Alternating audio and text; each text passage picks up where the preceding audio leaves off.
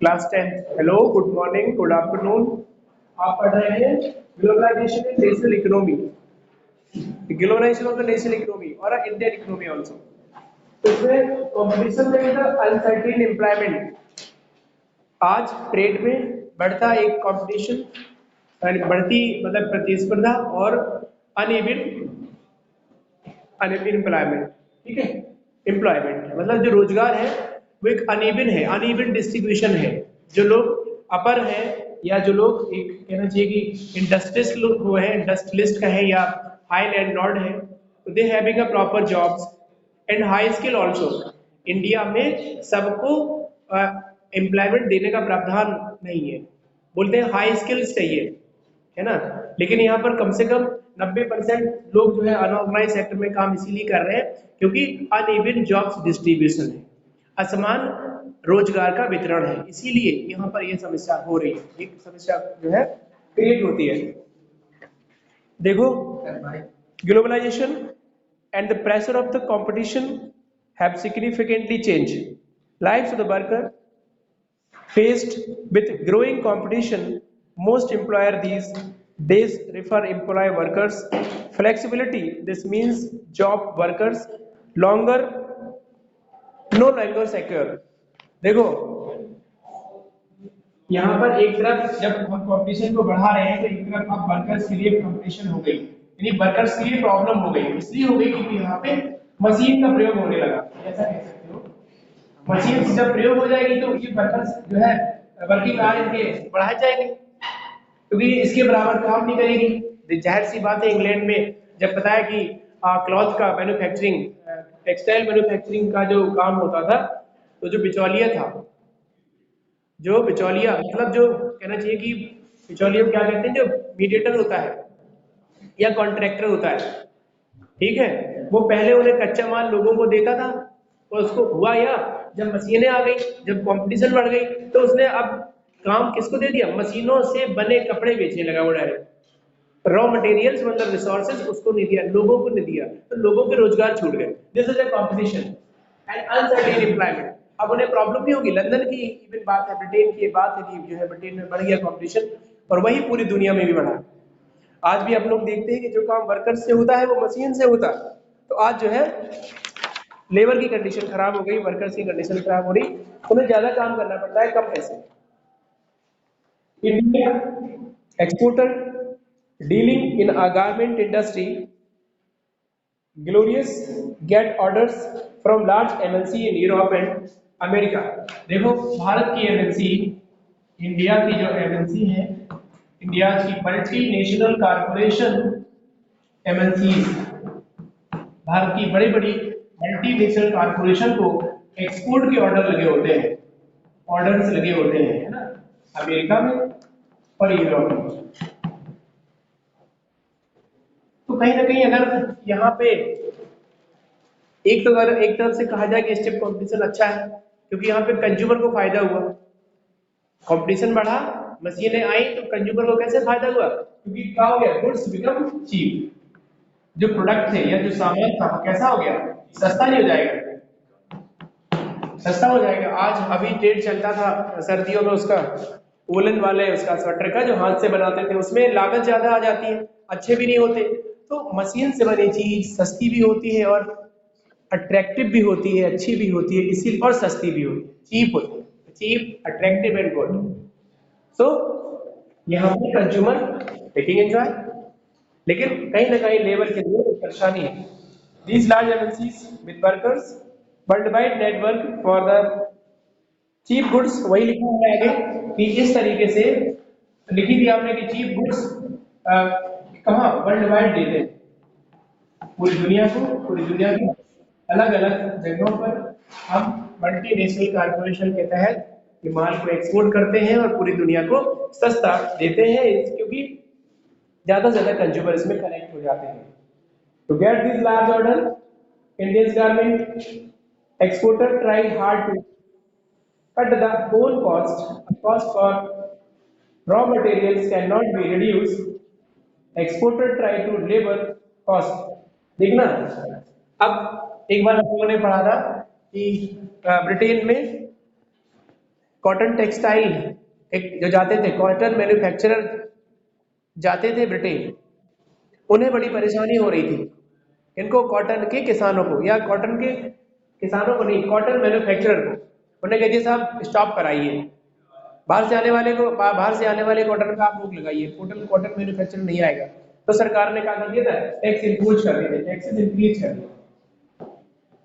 कल हम लोगों ने पढ़ा था, इंक्रीज करने से भारत का व्यापार कम हो गया, मतलब टेक्सटाइल मैन्युफैक्चरिंग जाना बंद हो गया। जब जाना कम हो गया तो अब हम हमें ब्रिटेन क्या भेजने पड़े, रॉ मटेरियल्स भेजने पड़े, रॉ मटेरियल भेजने पड़े। कहने का मतलब है कि अगर कोई डेवलप्ड देश किसी डेवलपिंग देश के प्रोडक्ट नहीं लेगा तो वो कहाँ बेचेगा। और ये भी अपन को पता है कि कोई एक देश अपने आप में परिपूर्ण नहीं होता, मतलब वो सेल्फ इंडिपेंडेंस नहीं होता कि वो अपने देश में अपने प्रोडक्ट को बेच के और सफिशिएंट अमाउंट ऑफ मनी कमा ले, ऐसा संभव नहीं है। इसीलिए दुनिया के और देशों में हमें जाना पड़ता है। They employ workers only on the temporary basis, do have a pay workers whole year for the whole year। एक और वर्कर्स की लिस्ट कॉम्पिटिशन आ गई, चीन आने से क्या हुआ कि वर्कर को कैजुअल बेस में रखने लगे लोग। कैसे कैजुअल, मतलब जितने दिन हैं कैजुअल बेसिस। जब वर्कर्स को कैजुअल बेस पे, अपन को पता है कि डेवलपिंग नेशन में कैजुअल लेबर से ज्यादा होती है, डेवलप्ड देश में ऑर्गेनाइज सेक्टर की लेबर ज्यादा होती है। हमारे यहाँ अनऑर्गेनाइज और कैजुअल वर्क लोग ज्यादा करते हैं, डेवलप्ड देशों में ऑर्गेनाइज और रेगुलर जॉब ज्यादा करते हैं। यही तो अंतर है हमारे में, क्योंकि वो डेवलप है, हम लोग डेवलपिंग है, यही कारण है डेवलपिंग और डेवलप्ड कंट्रीज में। क्योंकि वो मोस्टली जो लोग हैं, mostly labour engage in organise sector in China and Russia also. Russia जैसे देशों में ऑर्गेनाइज को बढ़ावा दे रहे हैं। आपने पढ़ा होगा 1973 से 2003 के बीच सारे सेक्टर बढ़े थे, लेकिन 2003 में ट्रेजरी सेक्टर ने बहुत बड़े स्तर पे क्या किया, इंक्रीज हुआ। इसका कारण था कि डेवलप्ड नेशन ऑर्गेनाइज सेक्टर को बढ़ावा दे रहे थे। अगर किसी फैक्ट्री, स्कूल, कहीं भी अगर लेबर या कोई काम वर्कर्स प्रोवाइड कराना है तो वो एक ऑर्गेनाइजेशन प्रोवाइड कराएगा, उसका मालिक नहीं है, उस संस्था का मालिक नहीं, बल्कि गवर्नमेंट का एक इंस्टीट्यूशन प्रोवाइड करवाएगा। ये व्यवस्था है। अपने यहाँ एक गया दूसरा आया, दूसरा गया तीसरा आया, इस तरीके से तो अनस्टेबिलिटी रहती है, तो लेबर को प्रॉब्लम, कैजुअल बेस पे काम करने पड़ते हैं। Long working hour, working rights shift on the regular basis during the peak season, wage and low end workers are forced the overtime market। इसीलिए वर्कर्स को ओवरटाइम भी फेस करने पड़ते हैं। मतलब कहने का जो कैजुअल वर्कर है वो ओवरटाइम भी फेस करते हैं। इसका मतलब पता चल गया, नहीं चल पाया, face the overtime casual labour, क्योंकि जो रेगुलर वर्कर्स नहीं है, मतलब जो लागू या जो कंटिन्यूटी में जो वर्कर्स नहीं है, कैजुअल वर्कर्स आपने बुलाया तो आप उसे कभी बुलाएंगे, कभी नहीं बुलाएंगे। If you having a work then you call the labour, और कंप्लीट काम हो गया कहते जाओ। तो ये स्टिफ कंपटीशन है इनके लिए, वर्कर्स लिए। अगर ये रेगुलर होते तो इन्हें बराबर सैलरी मिलती रहती। तो ओवरऑल इसमें कंपटीशन एंड अनसर्टेन एम्प्लॉयमेंट में यही है कि अनसर्टेन एम्प्लॉयमेंट या अनइवन एम्प्लॉयमेंट इसीलिए है कि इरेगुलर वर्क है, अनऑर्गेनाइज सेक्टर ज्यादा है, वेज कम है, वर्किंग आवर ज्यादा है। These all are a main reason for the uneven distribution of employment in India or uncertain employment in India. These all are reason. Is it clear? कि जब casual काम कराएंगे, irregular काम होंगे, है ना, तो सैलरी कम होगी और वर्किंग आवर ज्यादा होंगे। ओवर टाइम बेचारा फेस करेगा, ओवर टाइम करेगा तो किसी पैसा कोई देगा नहीं देगा। ओवर टाइम, अरे अभी तो टाइम हुआ है, थोड़ा और कर दो, ये सबके मन में होता है। While this competition among the garment exporter and allowed to MNCs make large profit, workers are denied their fair share of the benefit brought about the globalization. MNC ने कहा हम ज्यादा कमा रहे हैं, वर्कर ने कहा हमें कुछ नहीं मिल रहा। इसका साफ है कि एमएनसीज डेफिनेटली इरेगुलर वर्क और कैजुअल वर्क में काम कराती है लेबर से, इसीलिए वो कह रहा कि वर्कर्स को कोई इससे फायदा नहीं है। अब आ जाओ struggle for a globalisation. Struggle for a globalisation, ये लेसन का लास्ट ही है। ग्लोबलाइजेशन के लिए struggle STRUGGL, struggle for globalisation, मतलब ग्लोबलाइजेशन के लिए स्ट्रगल, संघर्ष करना। अगर ग्लोबलाइजेशन के लिए संघर्ष करें, सबसे ज्यादा ग्लोबलाइजेशन को कंटिन्यूटी में रखेगा, इंटरनेशनल ट्रेड को बढ़ावा देगा, वो है World Trade Organization. UN, United Nation किसी देश के साथ होती ज्यादती रोकेगा। ग्लोबलाइजेशन का फायदा अगर दुनिया के डेवलपिंग देशों को होगा तो डब्ल्यूटीओ वहां पे जो है एंटर करेगा।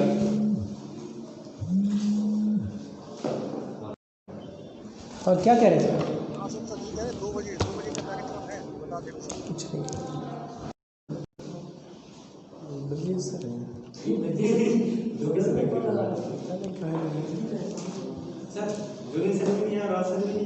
मम्मी खत्म हो गई जोन से अभी वही तो है।